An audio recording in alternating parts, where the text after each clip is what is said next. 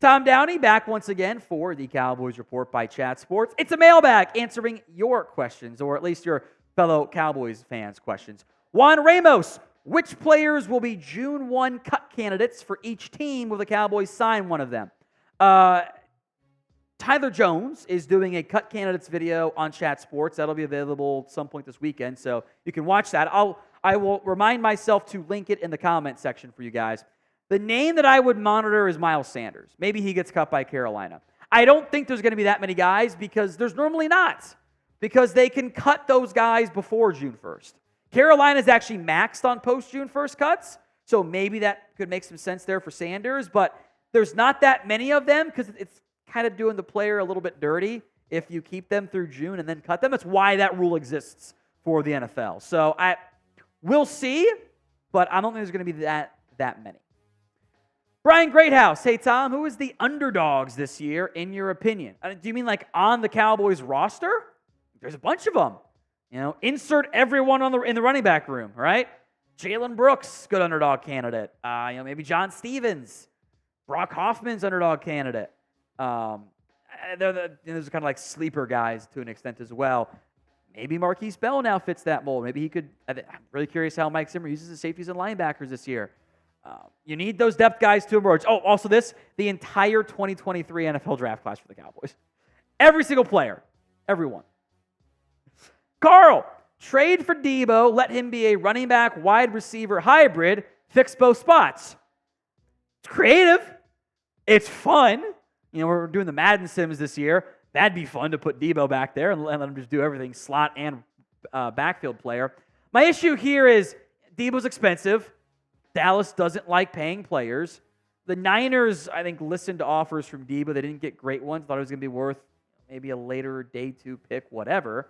I also, more importantly, I don't think Deebo wants to be a running back. He kind of made some comments. He was getting paid. He didn't want to do that there. And I get that. It's a physical position to play. It's why shelf lives are so short. If you could get all parties involved to sign off on it, let's ride. Otherwise, I'm not going to get my hopes up there. But it's a fun, creative idea that I do appreciate. So when it comes to the running back room, and I would like to see Dallas do this, will the Cowboys trade for a running back? Y for yes, N for no. It is the pinned comment on today's show. So if the ad break comes here on YouTube, take advantage of it. Head down there. Y for yes, N for no. Toxic Tom Downey burner account, a.k.a. Dmitry Petrovich today. Right? That's who it is? Pretty sure. Did you ever play the backyard baseball games, Chris? That was before your time, wasn't it? You don't even know what you missed out on. When did Jones... Pretty sure it's actually on my laptop still. Or at least it was at one point. When did the Joneses turn into John Fisher? A's owner. When Steven got more control, and they don't like to spend.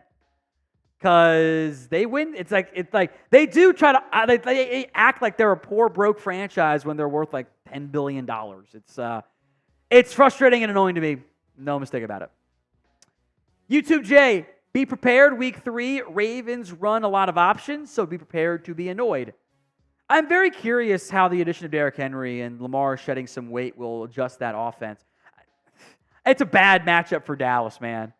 It couldn't stop the run last year. You've seemingly always struggled with mobile quarterbacks, and the Ravens have like 2 of the best parts at those. So I'm not feeling good about that Ravens-Cowboys Week 3 matchup. Maybe you catch Lamar with a bad stomach day. I don't know. I'm not. That's not going to be. Dallas is going to be the underdogs. I think we know that one.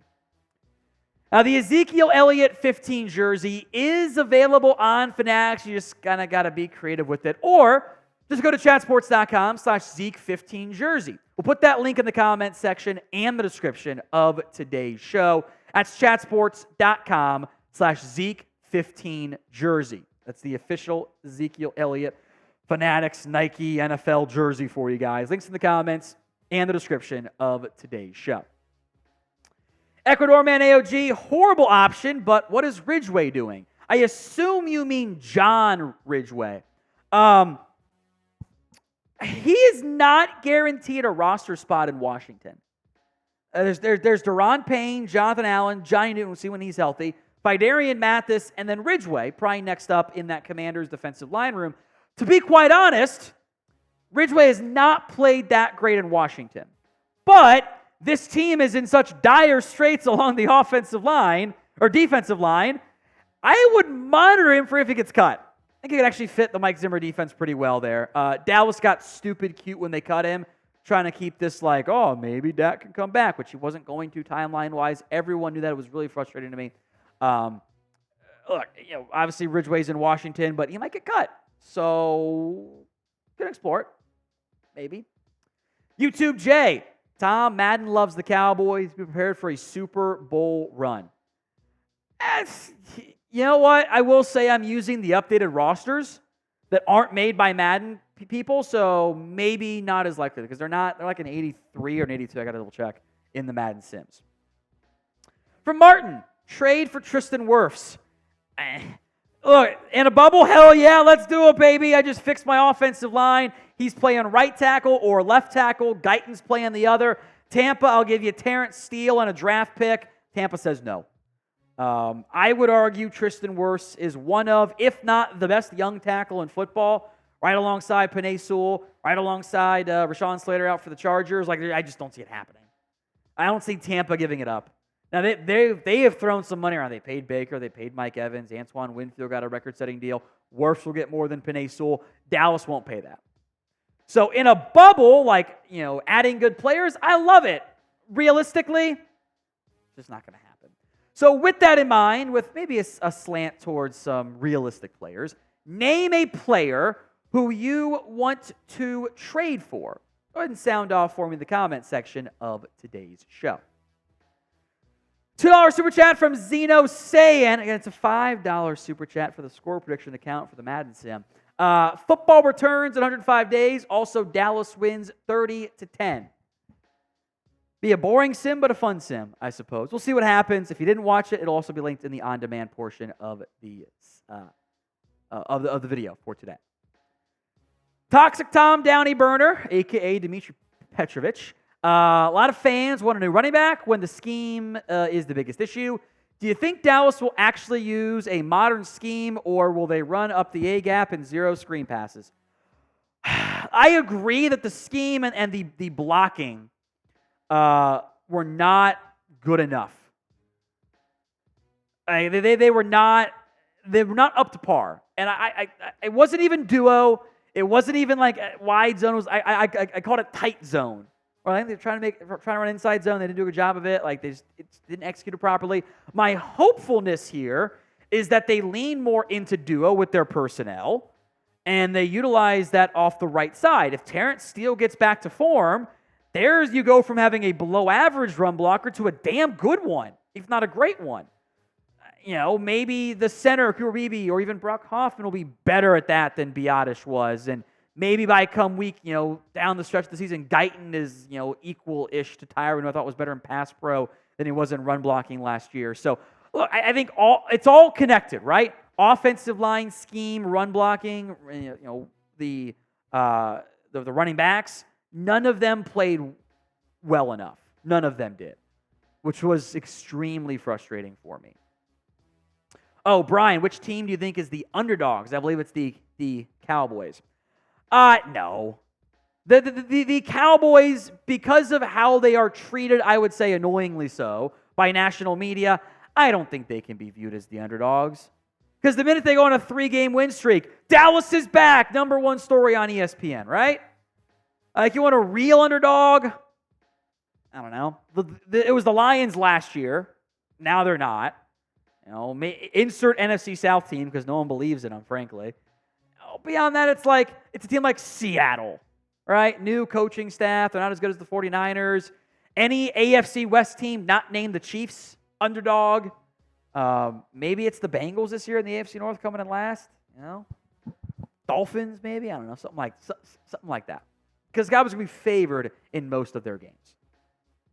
From Ryan, will Trey Lance earn the backup job? I hope so. I genuinely want there to be these stupid national narratives of, could Trey Lance take the job this year? He's obviously not going to. There's no chance of that happening barring injury. But I want him to ball out in the preseason. I want to have that happen. I view that as an absolute win for Dallas. If Trey Lance plays well, you go, okay, maybe we got something here. Or at least we have a better backup than Cooper Rush. And because if Lance doesn't play well in the preseason, how can you think he's going to be anything in the NFL? I'm certainly not going to. So pick a backup QB, TL for Trey Lance or CR for Cooper Rush. Who do you want to win that job? Sound off for me in the comment section of today's show. Good question from Robert. Has Osa done enough for a big extension? If not, what do you need to see from him this year? I would say define big. Is this like the top 10 highest paid defense tackle, $20 million a year? No. He's had 9 career sacks. I'm not paying him that. Now, if we get into, an extension, 3 years, 45, something like that, I think at that point we could get more into being the range from that standpoint. But do you know what I need to see from Osa Odighizuwa? He has 9 career sacks. Do you know how many of those have come in the first 2 weeks of the season? Or first 2 months. Sorry, big difference there. First 2 months. 7. He starts years well and then just kind of fades. I need to see more from him early on. And later on. I need to see that early season Osa, the same guy in January. And that's hard for a defensive lineman when there's not much help on the interior. There's not going to be much help this year. I think he's a starting caliber, good offensive lineman. My concern is if we don't get a step forward, it's like a richer man's Tyler Biotish. He's a good football player. He get paid great money though. And how do we define great? So I think the Osa status, I doubt that gets sorted away this year, although it would be the classic surprise extension like they do with Lyle Collins and Jalen Smith, right? I think he hits free agency. And it could come back depending on how much it costs. From B87 Peacock 14, Dak said he's not playing for the money. Team-friendly deal? This is why Dak should not say this stuff. Because he's not taking a team-friendly deal. At what point, at any part in Dak's career, with the hiring of Todd France as his agent, do we think, he's going to take a team-friendly deal? And frankly, a team-friendly deal is like just the Jared Goff deal, which is still massively expensive at this point because Dak's not. Do we really think Dak's going to take less than Goff? I don't think so. I'd be shocked if that. I'd be happy if he did. It's a team-friendly deal then. But I don't think there's any chance that's going to happen because that's not why you have Todd France as your agent. You have Todd France as your agent to get the most money possible. And that's fine, but I think we're setting up for unrealistic things when we say, I don't play for the money. Of course you don't, but you're not going to pay for free. You're going to play for what you think you're worth. We will have more free Cowboys videos for you right here on the channel. Hit that sub button, youtube.com/@CowboysTV. Brokov, last one here. I like that profile picture. That's fun. What retired players could make an impact for the Cowboys?